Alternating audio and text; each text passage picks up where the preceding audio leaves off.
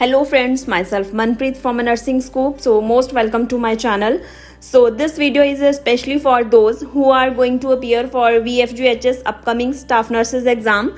So this video will cover the 100 most important pointers from subject OBG, Pediatric Nursing and Psychiatric Nursing. So do watch the video till the end before sitting in the exam. Friends, I have also created one more video that has covered the 100 most important pointers from subject MSN and Fundamentals of Nursing. So you can watch that video also. And please subscribe the channel if you have not subscribed yet so that you can receive all upcoming notifications. So without wasting more time, let's begin. So let's begin with the golden points, and here is the first one. The fertilization occurs in ampulla of fallopian tubes. Second is the umbilical cord contains two arteries and one vein, and the two arteries carries deoxygenated blood and waste products from a fetus, and one vein carries oxygenated blood and nutrients to fetus. So the next point is about functions of amniotic fluid. So amniotic fluid surrounds, cushions and protects the fetus, and this allows the fetal movements also. And amniotic fluid also maintain the body temperature of fetus, and this is also the measure of the fetal kidney functions. As we all know, the amniotic fluid contain the fetal urine, so this is also the measure of fetal maturity. So the next point is the placenta begins to form at implantation, but the structure is completed by 12th week of gestation. So next point is the ductus arteriosus connect the pulmonary artery to aorta, and this bypass the lungs. So this is the shunt between aorta and pulmonary artery. So next point is the patent ductus arteriosus is a failure of fetal ductus arteriosus to close within first weeks of a life. So next point is the ductus venosus connect the umbilical vein and inferior vena cava, and this bypass the liver. So next point is foramen avail is the opening between right and left atria of heart, and this bypass the lungs. So the normal fetal heart rate is 110 to 160 beats per minute near or at term. So next points are signs of pregnancy. So first is the presumptive or subjective signs of pregnancy. These are the amenorrhea, nausea, vomiting, urinary frequency, quickening and fatigue. So what is quickening? It is the first perception of the fetal movement felt by mother, and this occurs around 16th to 20th week of gestation. So with this, moving towards probable or objective signs of pregnancy.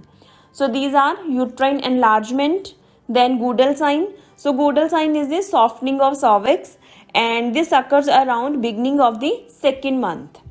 So next is the Hager sign. So Hager sign is the softening of lower uterine segment, and this occurs around 6th week.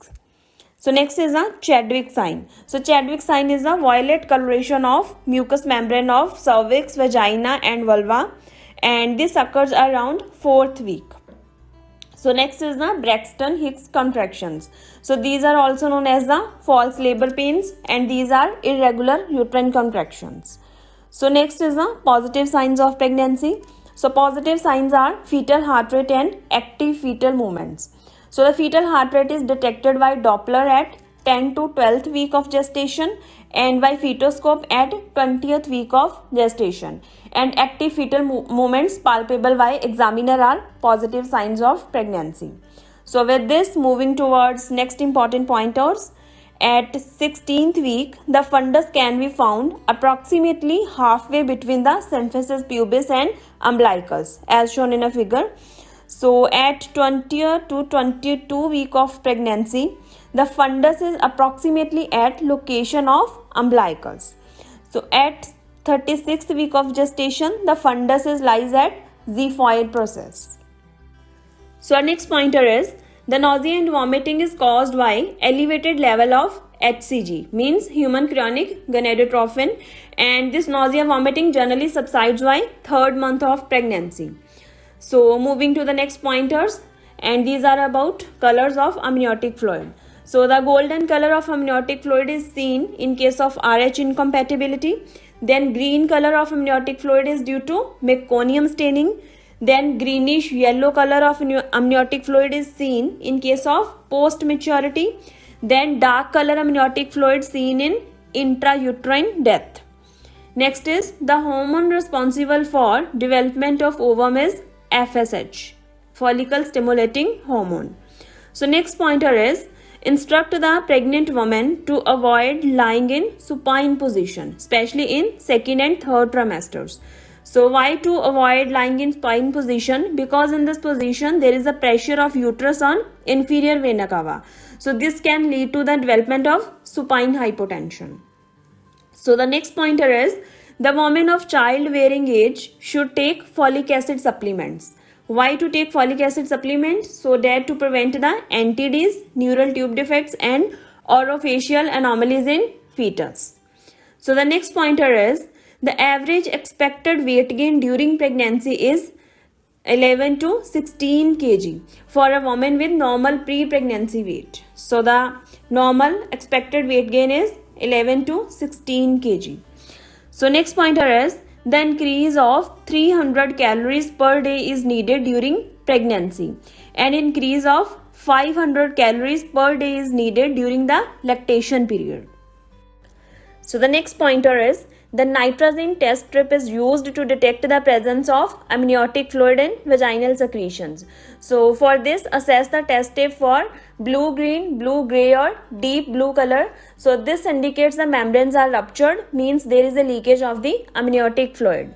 So next pointer is avoid the vaginal examination in premature rupture of membranes. So why to avoid vaginal examination? So that to prevent the risk of infections. So next pointer is place the patient in Trendelenburg position in umbilical cord prolapse.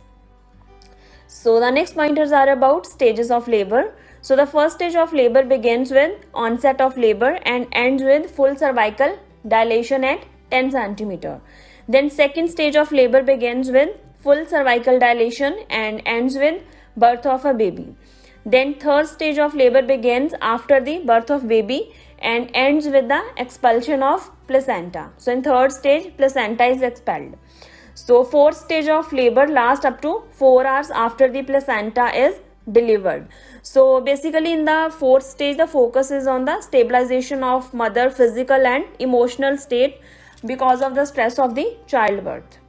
So next pointer is the preeclampsia is a pregnancy-specific syndrome and this usually occurs after 20th week of gestation and classically it is determined by gestational hypertension and proteinuria.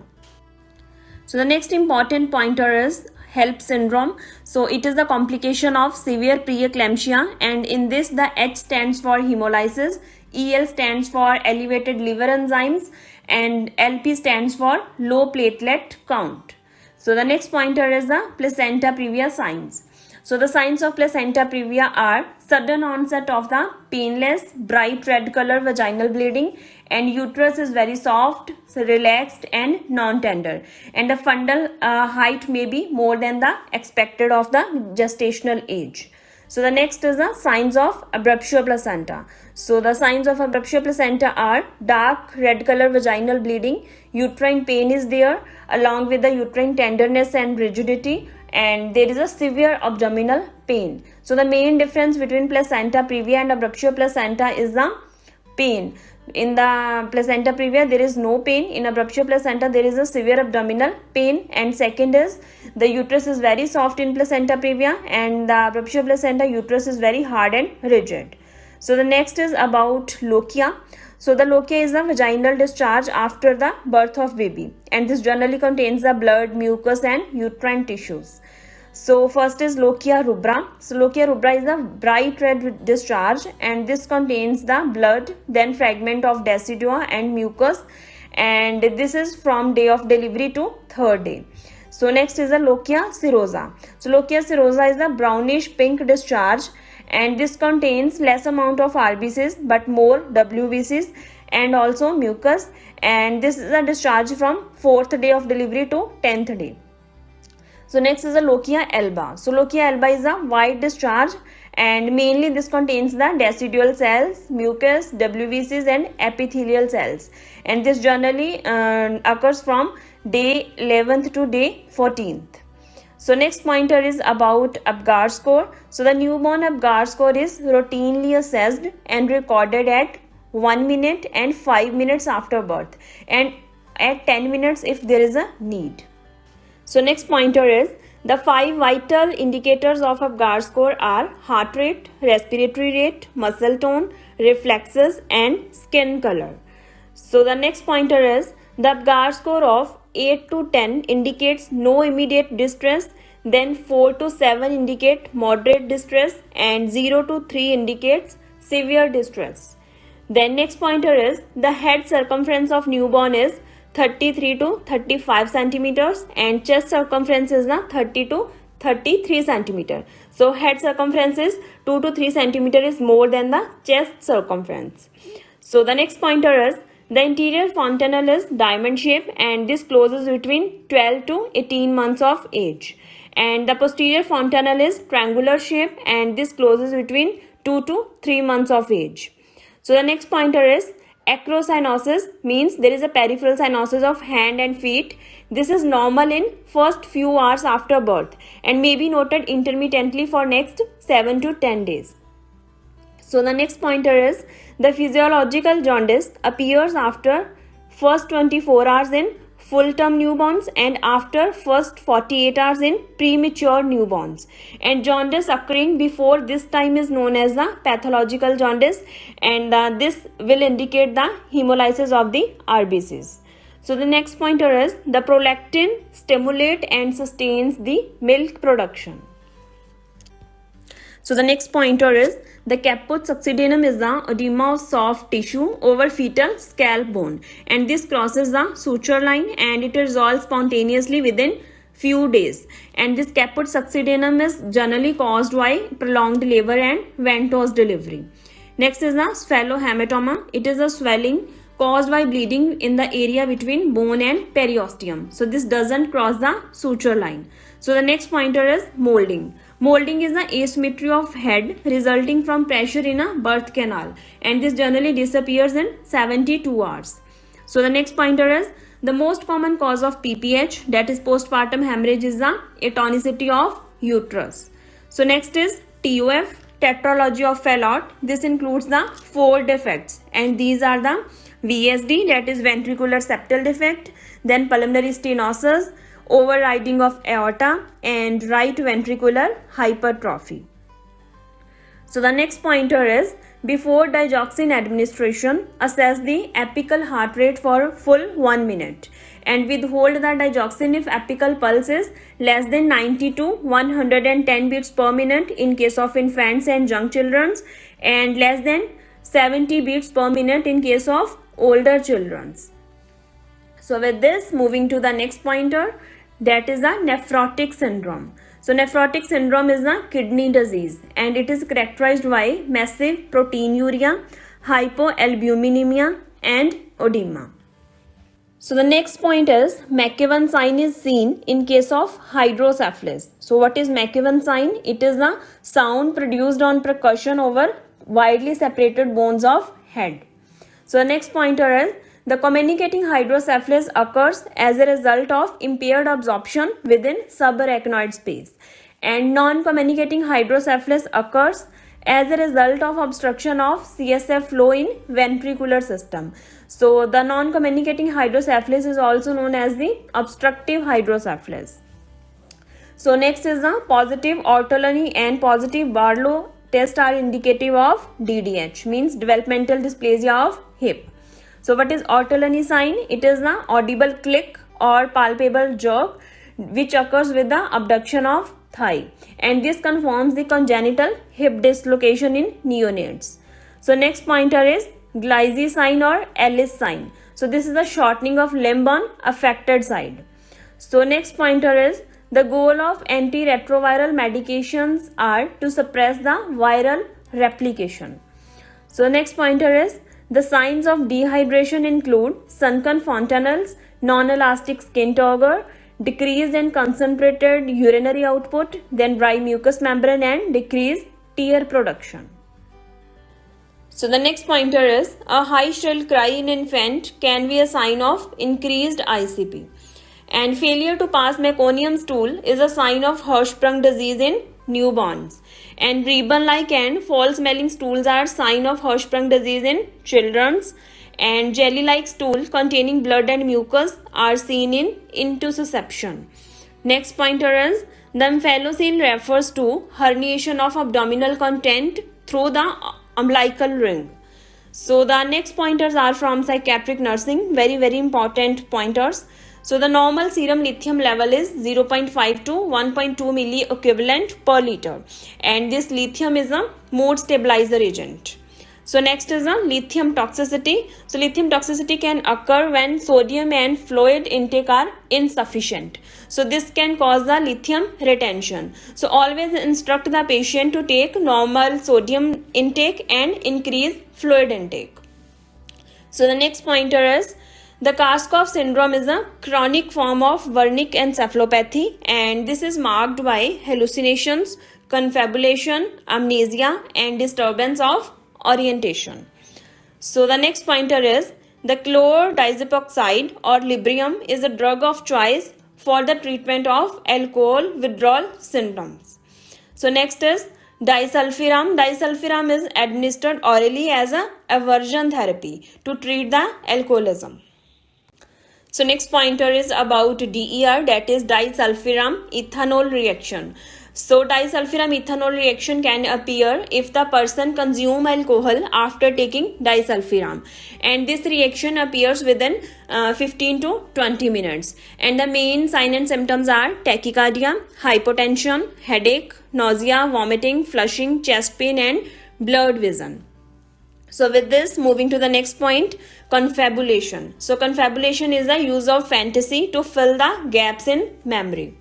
So next pointer is anhedonia. So anhedonia is a condition characterized by inability of a person to experience the pleasure in normally pleasurable acts. So person will feel no happiness at all.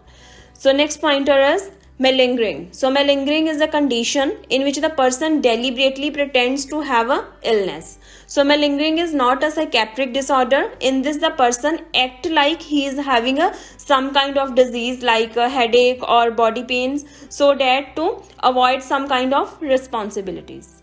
So next pointer is the consuming tyramine containing foods when taking MAO inhibitors can cause the hypertensive crisis. So advise the patient to not to consume the tyramine containing foods while he is on a MAO inhibitors. Next is the antidepressant medications take several weeks to produce the desired effects. So these medications generally take 2 to 4 weeks for the therapeutic effects. So the next is the commonly used antidepressant drugs are clomipramine and fluvoxamine for OCD treatment. Next is the EPS, that is extrapyramidal symptoms. So these are the side effect of typical antipsychotic drugs like haloperidol. So what are EPS? EPS includes the akathisia, acute dystonia, pseudo-Parkinsonism, neuroleptic malignant syndrome, and tardive dyskinesia.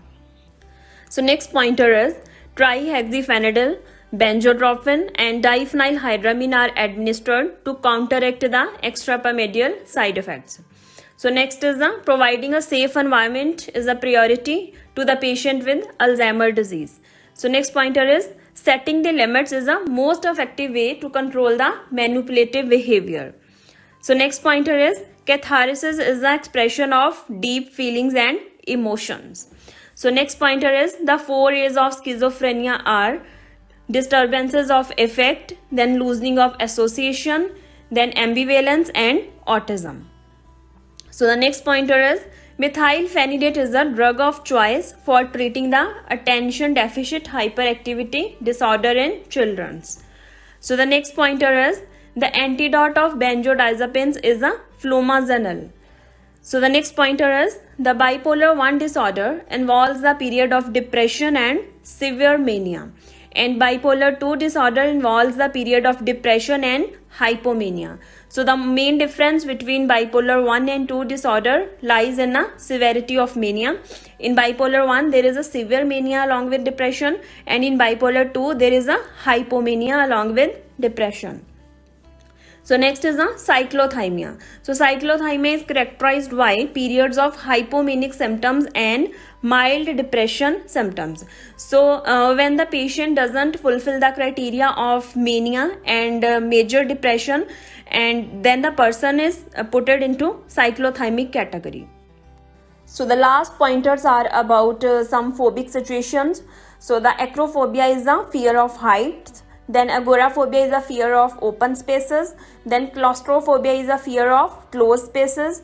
Then pyrophobia is a fear of fire. Then xenophobia is a fear of strangers. And here is the last point, that is a social phobia. So it is the fear of situations in which the one might be feel embarrassed or criticized. Okay friends, so that's all about this video. So all the very best for your exam, and please share this video with your friends who are going to appear for BFUHS staff nurses exam. So all the very best. Thank you.